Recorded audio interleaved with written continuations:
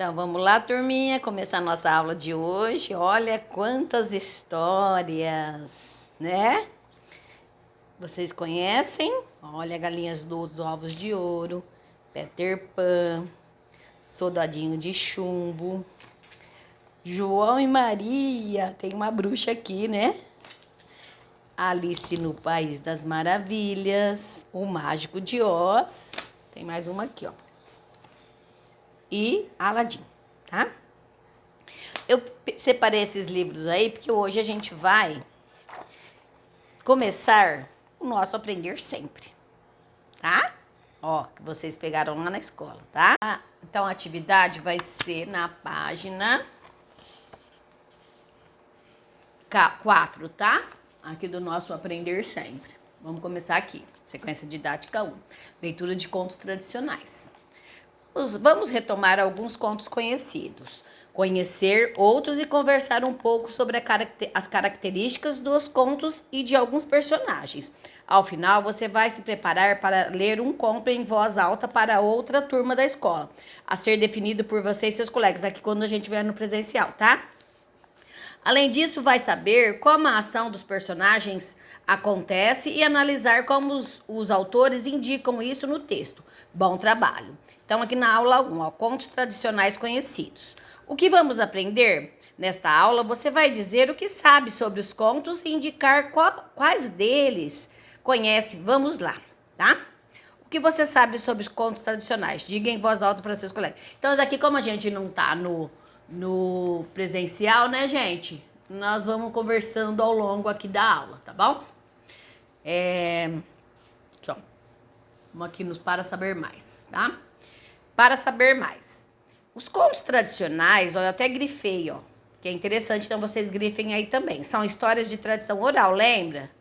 Que quando o pessoal contava história, muito lá antigamente, fazia uma roda e ficava contando, uma pessoa ia contando para outra, tá? Inventavam e contavam. Também chamados de contos populares. O que significa isso? Isso significa que foram histórias contadas de boca a boca. Os avós contavam para os filhos, netos e amigos. Assim, as pessoas conheciam as histórias e as contavam também para seus filhos, netos e amigos. A transmissão dessas histórias aconteceu dessa maneira por muitos e muitos anos. Naquele tempo, as histórias não eram escritas em livros, tá? Aqui, ó, eu grifei. Depois de muito tempo, várias dessas histórias foram registradas em livros, ó. Esses autores aqui, ó, o Charles Perrault, os irmãos Grimm e esse Andersen. A diferença é que o Andersen, ele criava as histórias, tá?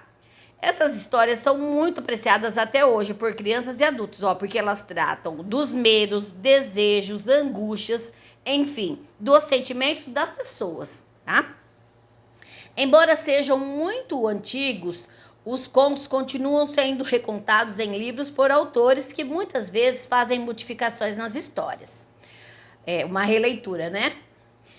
Os contos de fadas fazem parte dos contos tradicionais. Eles narram histórias que misturam realidade e fantasia, tais como Cinderela, A Bela Adormecida, tá? Que essas vocês conhecem bem, né? Eu adoro essas histórias.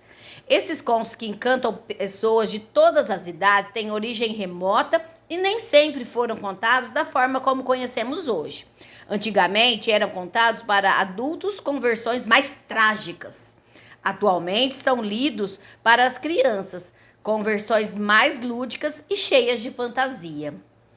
Chamamos essas histórias de contos de fadas, porque têm origem nessa cultura céltico-bretã, na qual a fada, um ser fantástico, tem muita importância.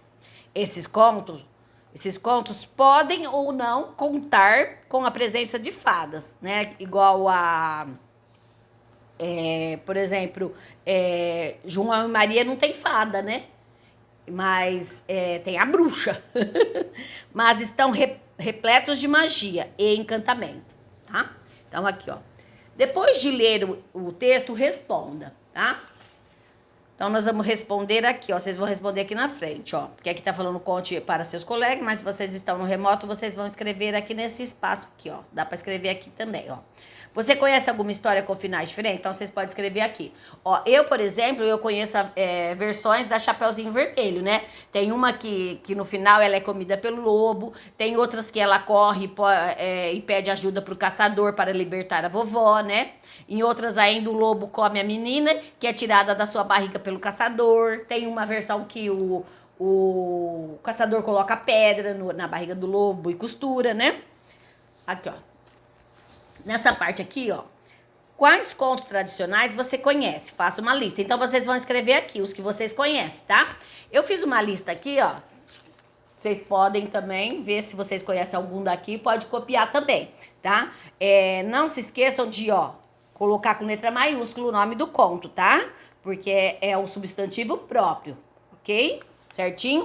E depois que vocês terminarem o registro aqui, vocês vão fazer a leitura dessa história aqui, tá? Porque aqui tá a escuta do conto As Três Fiandeiras, mas vocês que vão fazer a leitura, tá? Eu não vou ler, vocês vão ler, tá? Ele termina aqui, tá? Vocês podem anotar o que vocês acharem legal para anotar, tá? E eu vou dar amanhã um Google Forms sobre essa história, tá bom? Boa aula!